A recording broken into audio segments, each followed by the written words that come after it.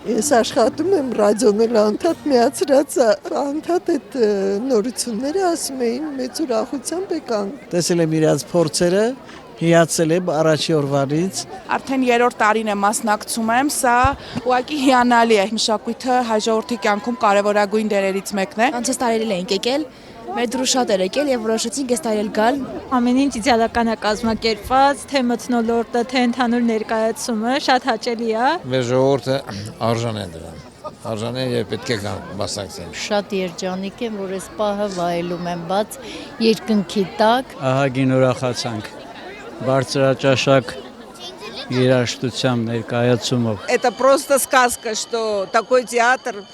приехал в Армению. Смотрите, сколько народу получает удовольствие.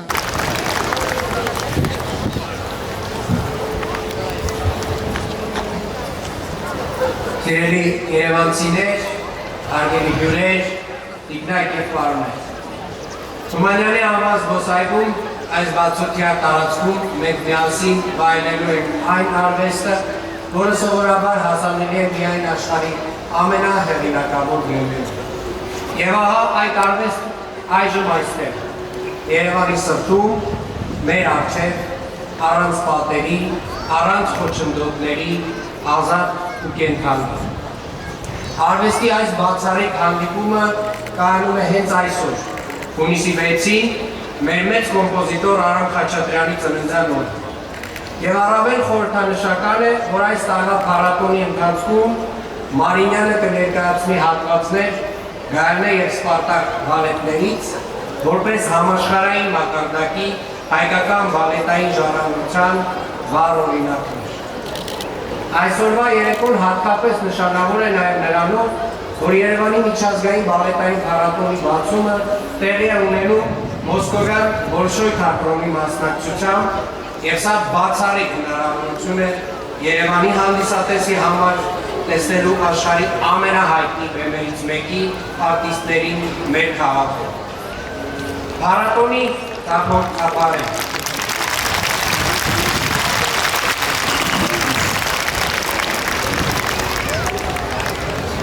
Փառատոնի առաջիկա օրերին հանդես կգա նաև Սպենդիարյանի անվան ազգային օպերա եւ բալետ թատրոնը,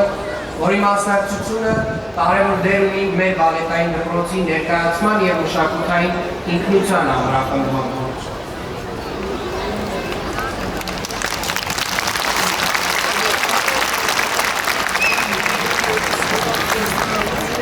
Երևանի քաղաքապետարանի նախաձեռնությամբ իրականացնող Երևանի միջազգային բալետի փառատոնը, որը արդեն 3-րդ տարին է անցկացվում,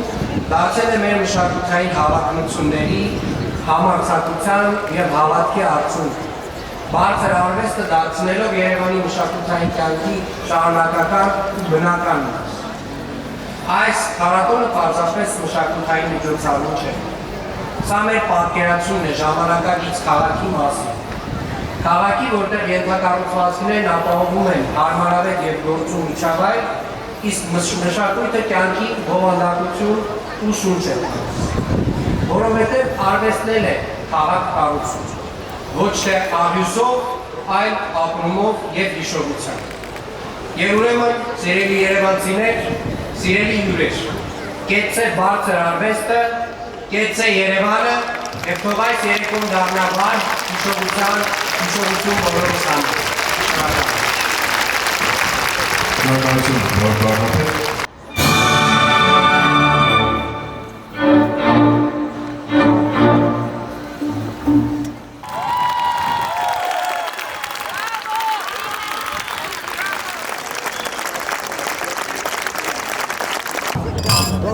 Энергетическое